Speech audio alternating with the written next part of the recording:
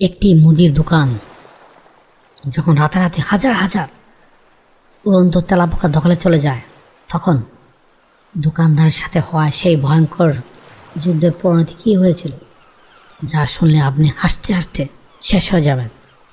Hello প্রিয় বন্ধুরা, আজকে গল্পের নাম ককরোচ পার্টির আক্রমণে মুদির দোকান।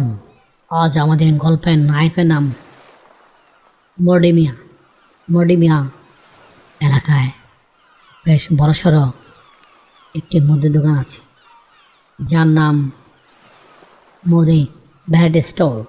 চাল, ডাল, তেল, নুন থেকে শুরু করে বাচ্চাদের ললিপপ এমন কিনে তার দোকানে।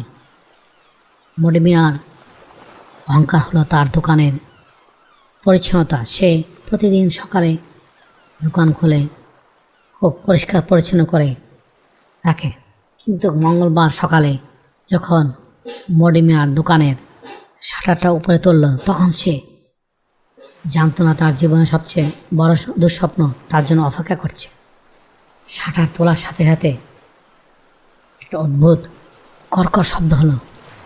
মর্ডিমিয়ার লাইটটা জ্বালাতে চার চোখে চরক্কাস কাউন্টারের উপরে, তেলের ড্রামের পাশে, এমনকি বিস্কুটের বয়ামের ভিতরে টিকটিক করছে লাল বাদামি রঙের এক সেনাবাহিনী। হ্যাঁ, ঠিকই ধরেছেন, তেলাপোকা। ইংরেজিতে যাকে বলা হয় ককরোচ। সাধারণ কোনো তেলাপোকা নয়, এক একটা সাইজ যেন ছোটোখাটো চিংড়ি মাছ।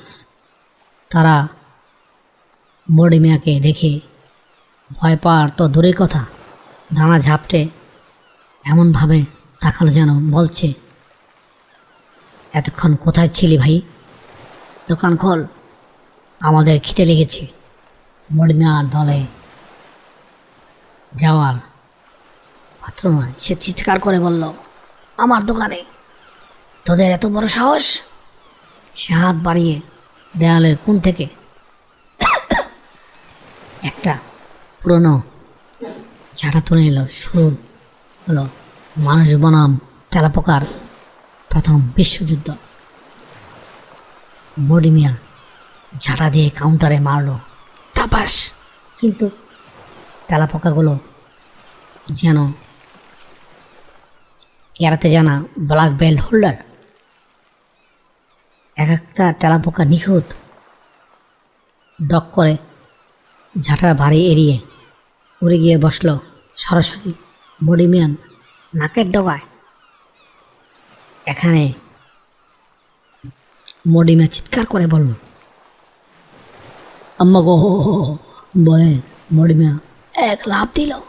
ততক্ষণে দোকানে অন্য তেলাপোকাগুলো যেন একজোট হয়ে মর্ডিমিয়ার দিকে এগোতে লাগলো। সবচেয়ে বড় তেলাপোকা, যাকে দেখলে এই বাহিনীর জেনারেল মনে হচ্ছে, সে চালের বস্তার উপর দাঁড়িয়ে গোপ নাড়াতে নাড়াতে লাগলো।